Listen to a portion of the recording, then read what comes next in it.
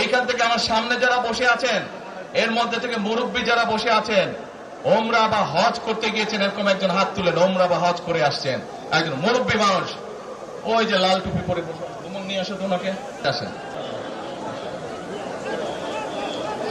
কি নাম আপনার? এই লোক আপনাদের মানুষ? আচ্ছা, এখন বলেন, কবে গেছিলেন আপনি? হজ না উমরায় গেছিলেন? আপনি কাবা শরীফে গেছেন? কাবা শরীফের মালিক কে? জোরে বলেন। আল্লাহ। কাবা শরীফের মালিক কে? আল্লাহ। আল্লাহ। আমরা মুসলমান সবাই, এই দিন দুনিয়ার আমরা যে এই পৃথিবী দেখি, এই পৃথিবীর মালিক কে? আল্লাহ।